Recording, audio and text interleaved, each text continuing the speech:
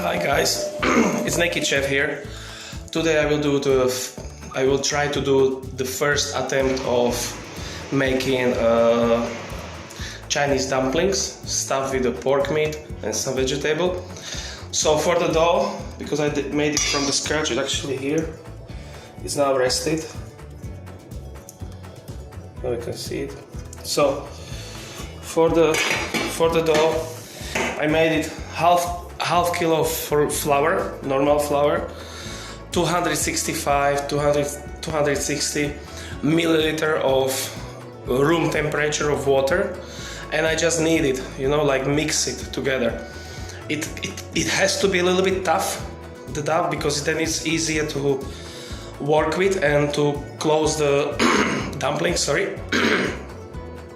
If it's too wet, it's hard to work in with, so you have to mix it probably around 10-15 minutes, properly mixing.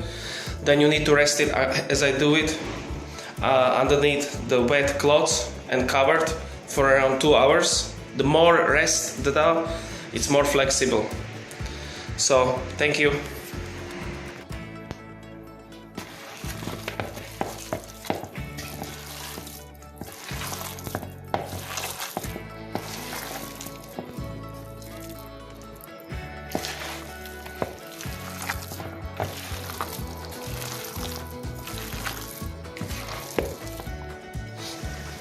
So I tried.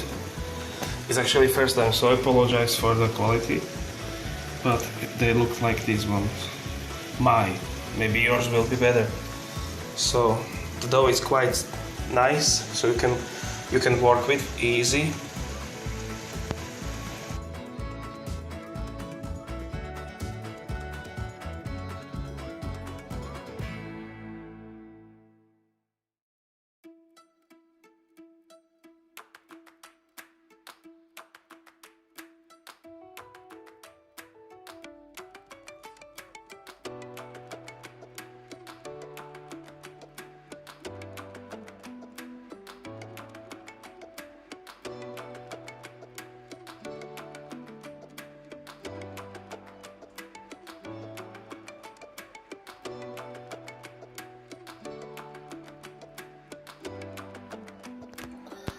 So hi guys, I did the sauce.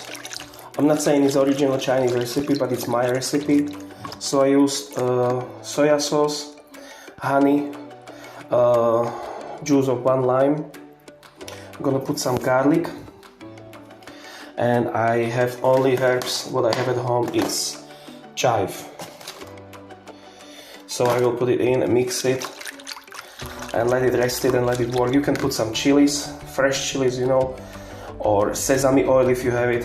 I have only normal sesame oil, I don't have the roasted sesame oil. So it's everything up to you. And thanks. So and they are done. That's the last batch. I did from the half kilo around 65 dumplings, and they're really delicious. See you guys. Thank you. Enjoy.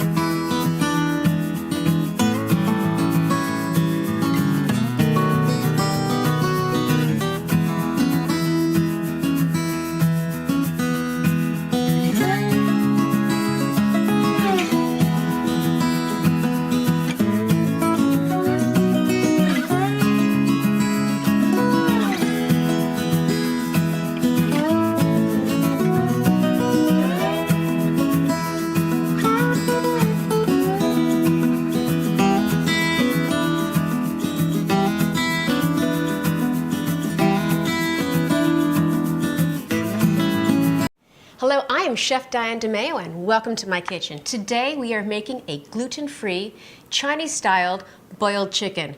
What does that mean? It means that we are going to take a chicken, put it into a pot of water, bring it to a boil for about 10 minutes, turn off the heat, cover it, and let it sit for about 1 hour. And when it's done, take it out, and we're going to have the most tender, juiciest chicken ever. And we're going to have a sauce that has gluten-free soy sauce, scallion, cilantro, and a little bit of ginger to dip that bad boy in. Plus, to boot, a little bit of chicken consomme. How do we make this? Well, I'm going to show you, and let's get cooking. I have my chicken. You can use any type of chicken you like. I do all natural. This is about maybe a 2 to 3 pound chicken. In my pot it goes. I already have some water in there.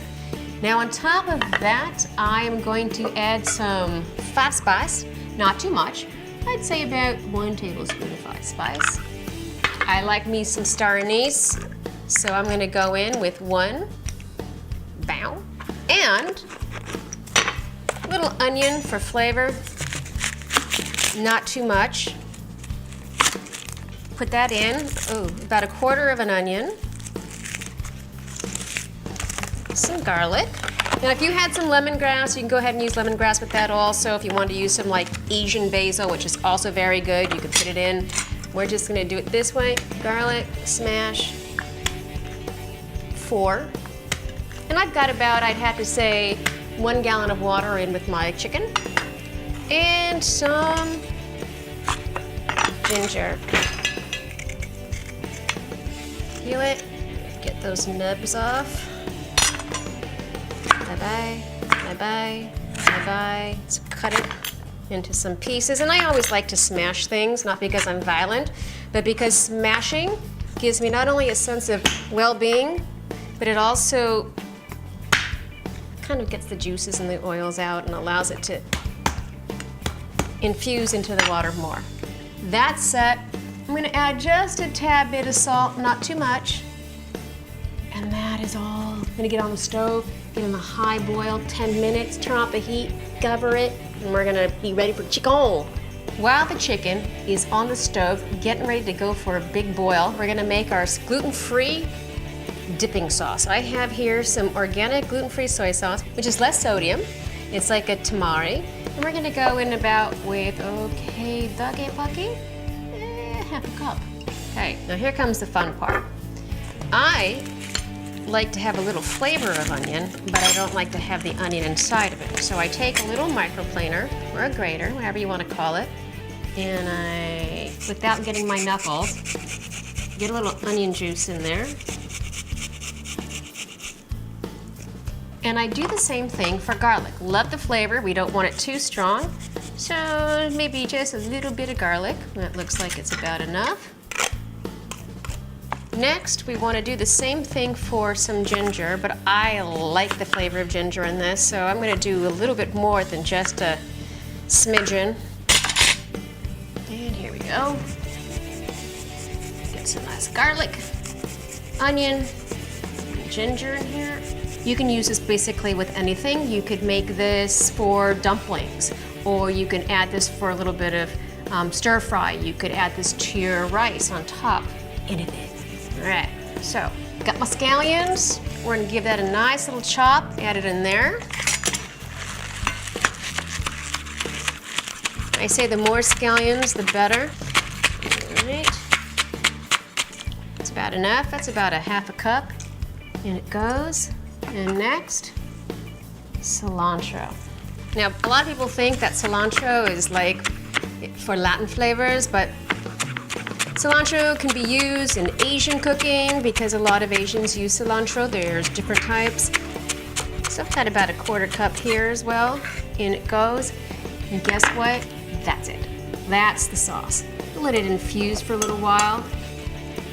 Maybe 10 minutes, maybe 20 minutes. Oh my God, it smells so good. Okay, that's ready to go. And now all we have to do is wait for our chicken, and soon we'll be having a delicious boiled chicken with some yummy scallion cilantro ginger sauce. It's been about 1 hour. The chicken's been sitting, steeping in the hot water, and I'm ready to take it out so we can try it. Hold up, here we go.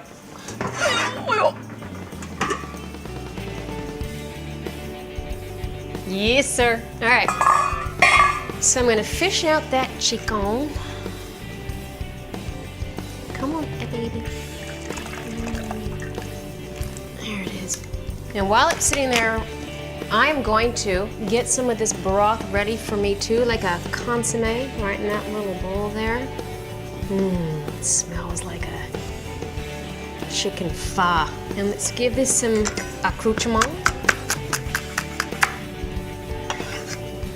There we go. A little bit of cilantro.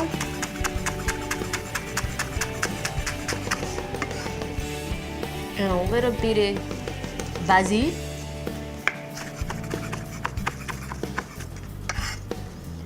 And just a little squeeze of lime juice. Okay, oh, pinche of salt. Now, for the part that we've been waiting for, delicious chicken.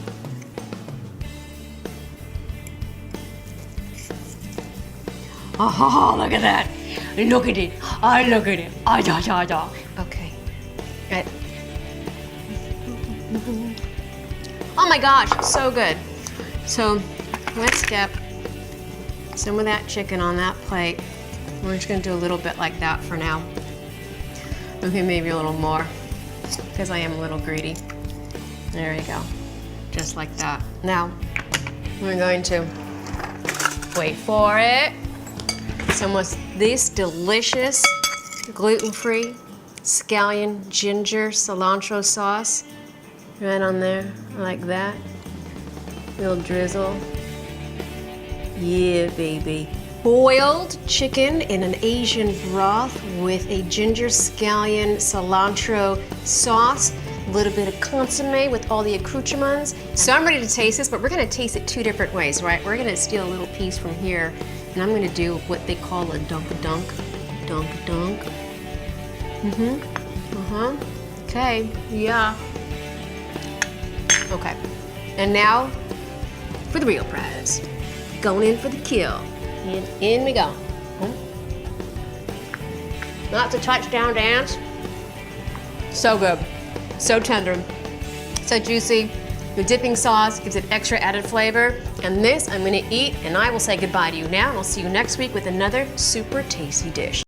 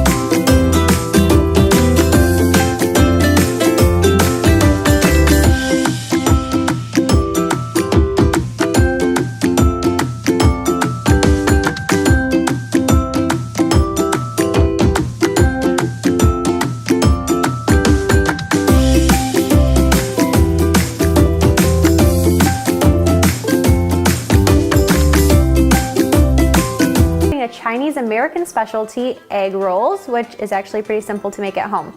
So to get started, you're gonna need a wok. And if you don't have a wok, that's totally fine. You can use a frying pan too. If you have a wok, break it out. It's kind of fun to use, but don't stress if you don't have one. So I have my wok heated over a medium heat, and I have about 2 tablespoons of sesame oil that I'm gonna add into the wok.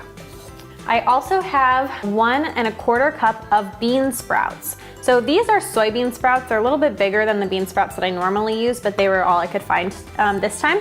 So you can use whatever you have available. Soybean sprouts are fine. It's all gonna cook down a little bit. Bean sprouts. They're a little bit tricky to find every once in a while. You can find bean sprouts in your grocery store sometimes, but they're in a can. If you want fresh bean sprouts like what I have, look up an Asian American grocery store near your house. My closest one is about 30 minutes away. So it was a hike to find them fresh, but I definitely think it's worth it because it gives a lot of really good flavor and texture. So you're gonna saute the bean sprouts in the oil for a couple minutes, maybe like 3 or 4 minutes until they start to wilt and break down a little bit. Bean sprouts are a pretty hardy vegetable, so they're not gonna, totally condense, but we just want it to cook a little bit and start to get a little bit more pliable, and then we'll add the rest of the ingredients. So a little history about egg rolls for you.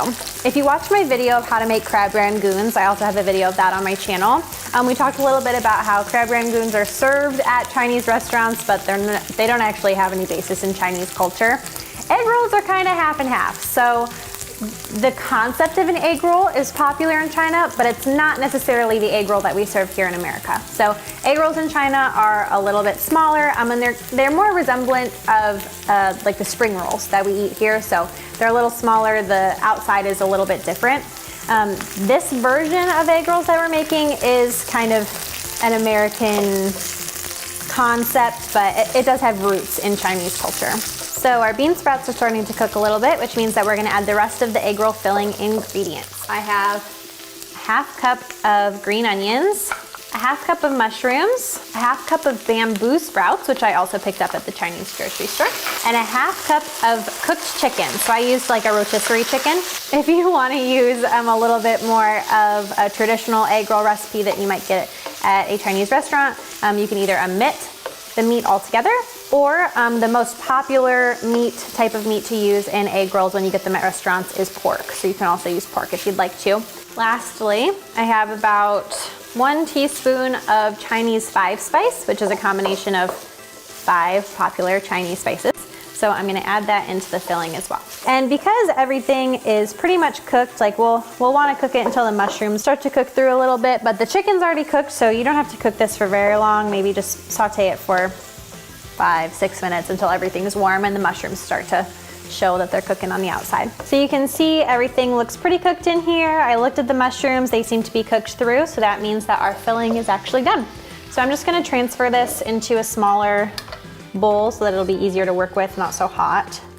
And I'm gonna let it cool down for a couple of minutes because we are about to put it in the egg roll wrappers. Okay, so now it's time to actually wrap the egg rolls. So I went again to the Asian grocery store and I got these egg roll wrappers. If you are having trouble finding them, like if you're going to look, they're gonna be in the freezer section. So they'll typically come frozen, and then the night before you're planning to make the egg rolls, you have to leave them in the fridge and allow the wrappers to thaw out. So first thing that I need to do is take an egg and crack it into a little dish. Oops, that's one big shell. Take an egg, crack it into the dish, and I'm gonna whisk it up a little bit. And that is gonna be my egg wash for closing the egg rolls. So I have the filling here, and you just take a spoon and put some filling in the center. I don't know, 2 spoonfuls worth or so. And so you have the wrapper diagonally like this. So you have a corner pointing up away from you and a corner pointing down towards your belly. So you put the filling in the middle, maybe about like, I don't know, 1.5 inches from the corner of the wrapper. You roll that corner over and you can kind of do one nice roll so that it's all folded in there nice and easy. Then you roll the centers and continue wrapping until you get to this last little corner.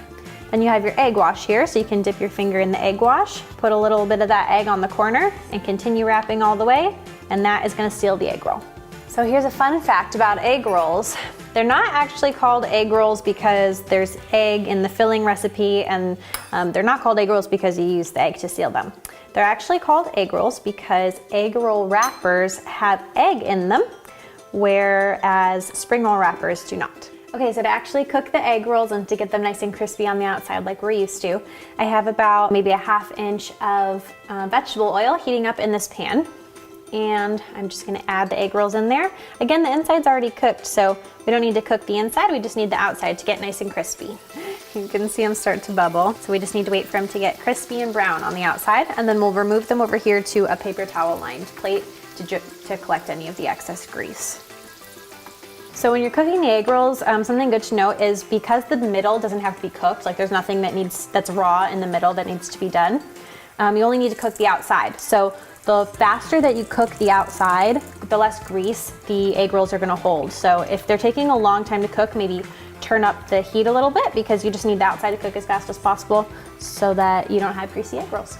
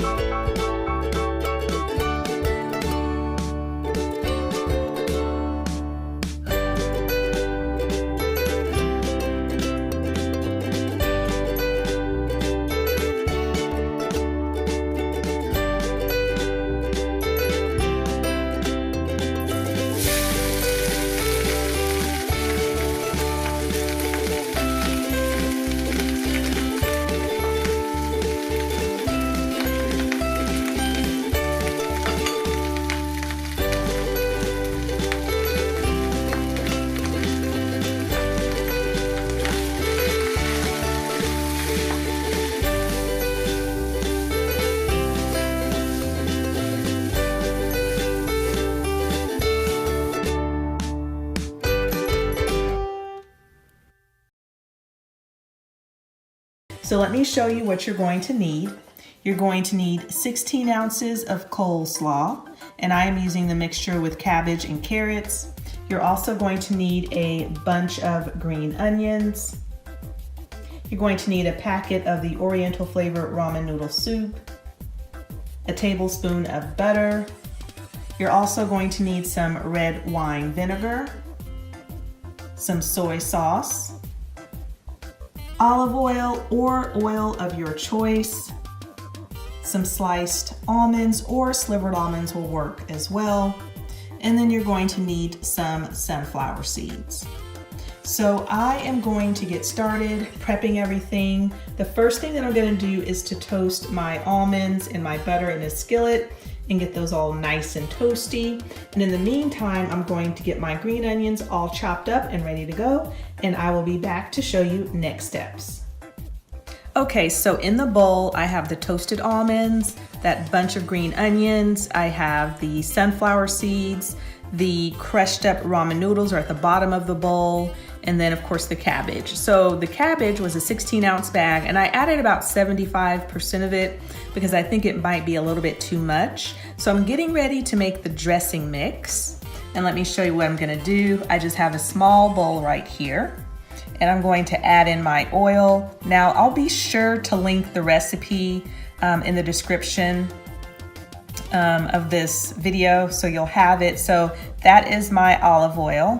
Now I'm going to add in my soy sauce and red wine vinegar. And then the last thing that I'm adding is that packet of Oriental flavor seasoning from the ramen noodles. So that is in there, and I'm just going to stir it up. It smells so good.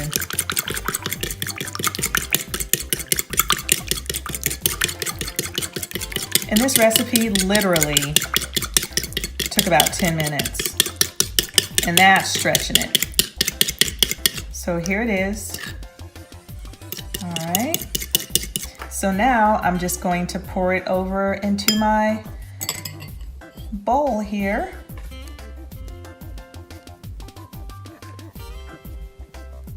And just pouring that all the way over. Smells so good. Okay, and you're just gonna get some tongs and gently try to just mix it up. And this is a salad that does need to sit in the refrigerator for just a little bit. Doesn't that look good, you guys? If you could smell.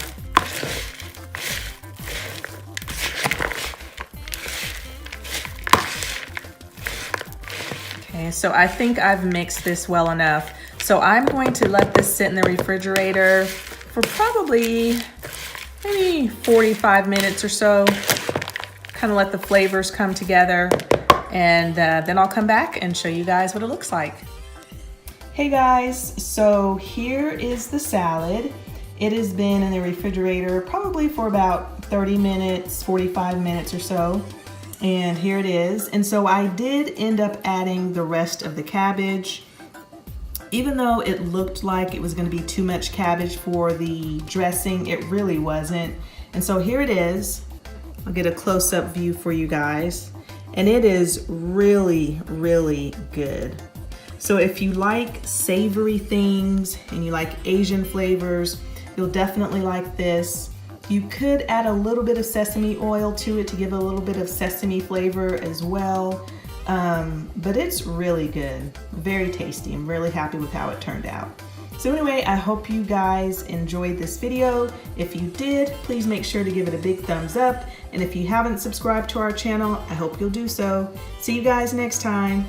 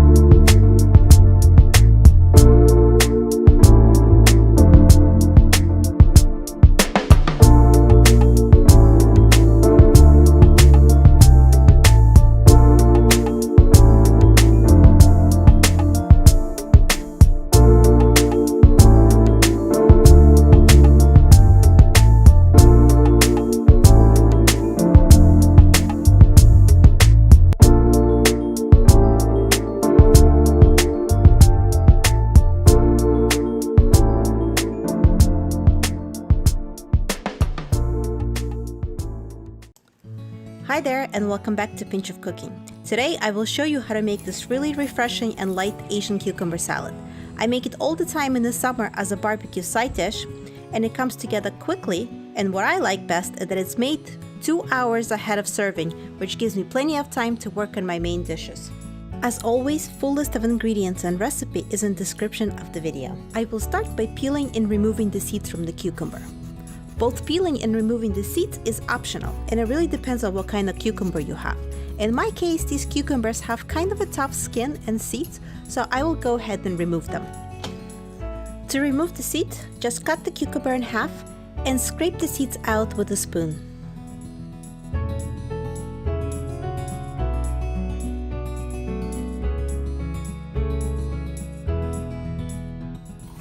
Then slice the cucumbers into half moons and place them in a bowl.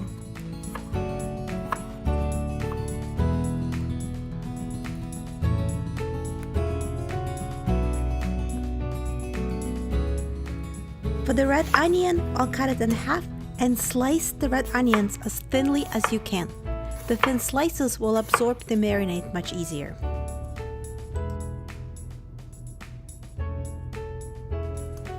So as you place the red onions in the bowl, just try to break it up so they mix in together more evenly and you don't get big bites of onion.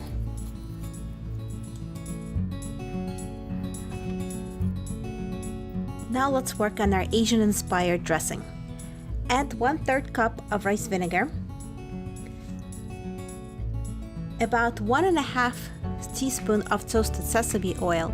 It has a nice toasty and nutty smell and taste, and you really don't need a lot of it to get the full flavor. Now add 1 teaspoon of sugar or honey, and it will balance out the tartness of the vinegar, and finish it off with a teaspoon of salt. I'm going to mix it all up really well.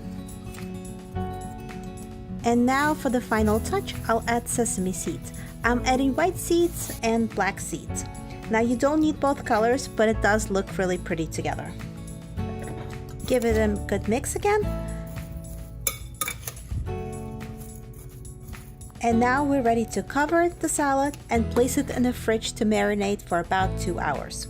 Once you're ready to serve, add a little bit of red pepper flakes for a bit of a spice kick.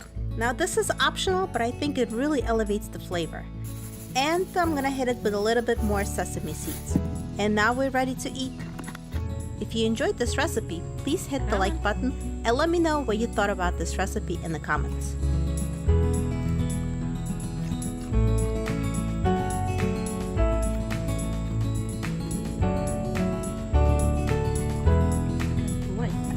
With nearly 600 5-star reviews, this firecracker ground chicken is definitely one of my most popular recipes of all time. I'm going to show you how to make it today. We're going to start out with Swerve brown sugar, which is a non-glycemic, sugar-free brown sugar substitute. You can use regular dark brown sugar. You'll just add about 12 grams of carbs and 50 calories per serving. Then we're going to add buffalo sauce. I like Frank's Red Hot. Any buffalo sauce will work here. And then rice vinegar or any vinegar. We got crushed red pepper flakes, a little bit of granulated garlic or garlic powder, ground ginger. You can use fresh garlic and ginger if you want. Just you'll whisk them straight into the sauce along with everything else. We've got a little kosher salt and black pepper. That's it. So you'll want to whisk this sauce together until everything is smooth, and then we'll set it aside. Nothing fancy here. Then it's time to cook your chicken. I like to use a little bit of chili oil. It is a firecracker ground chicken. Let's add a little bit more heat. Why not? You can use olive oil or avocado oil if that's all you have. About a half tablespoon to a tablespoon will do.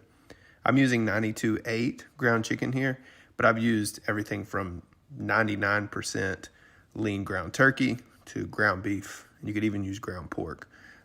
Whatever you use, we want to be sure and leave it alone once it's in the pan. And 3 to 5 minutes, maybe, depending on how hot your pan is. Just be sure you let that Maillard reaction occur. You get that golden brown crust there before you break it apart and fully cook. Once your ground chicken is fully cooked, it's time to add the sauce. Just pour it straight in and stir everything together. You want to leave it alone for maybe 30 to 60 seconds. What we're looking for here is for the Swerve brown sugar or the dark brown sugar to start to caramelize on the bottom of the pan. This should be a dark red, rich color. Once you're there, get it off the heat. Garnish with some scallions, toasted sesame seeds, black sesame seeds, a little extra chili oil, a chili crisp. Serve with rice or cauliflower rice, and you're good to go.